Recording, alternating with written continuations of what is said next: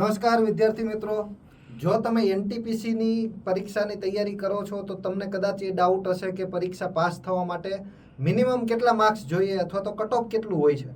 તો એની જ ચર્ચા કરીએ કે જો CBT 1 અને CBT 2 આ બે સ્ટેજમાં પરીક્ષા લેવાય છે, બંને માટે એક તો મિનિમમ ક્વોલિફાઈંગ પર્સન્ટેજ હોય છે કે જો તમે જનરલ અથવા તો EWS થી છો તો 40%, OBC માટે 30%, SC માટે 30% અને ST માટે 25%.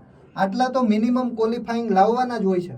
પણ એકચ્યુઅલ કટ ઓફની વાત કરીએ તો એકચ્યુઅલ કટ ઓફમાં CBT 1 જે 100 માર્ક્સની હોય છે એ 100 માર્ક્સમાંથી અંદાજિત એક્સપેક્ટેડ કટ ઓફ આટલું હોઈ શકે, જેમાં જનરલ કેટેગરીનું કટ ઓફ 75 થી વધારે અને 80 સુધી જઈ શકે છે. કેટલામાંથી? 100 માર્ક્સમાંથી. કેમ? કારણ કે પ્રિલિમ્સ પરીક્ષા CBT 1 બધાય આપતા હોય છે, બધાય આની અંદર માર્ક્સ વધારે સ્કોર કરી શકતા હોય છે.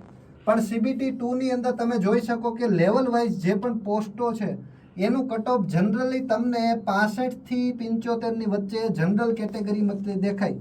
આ કેટલા માર્કની પરીક્ષા હોય છે? 120 માર્ક્સની.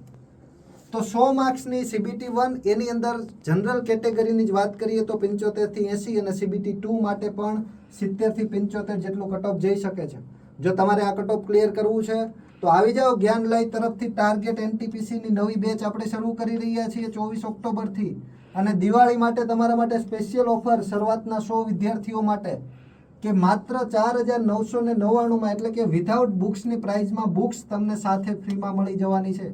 આ 4 બુક્સ 4 વિષયોની હાર્ડ કોપીમાં તમારા ઘર સુધી ડિલિવર થઈ જશે. તો જ્ઞાનલય સાથે જોડાઓ. આ કટ ઓફ તો તમે પાસ કરી જ દેશો. તો જ્ઞાનલય એપ્લિકેશન ડાઉનલોડ કરીને NTPC બેચ સર્ચ કરશો એટલે ત્યાંથી પણ એનરોલ થઈ શકે. અને જો કંઈ ડાઉટ હોય તમને તો આ નંબર ઉપર સંપર્ક કરજો.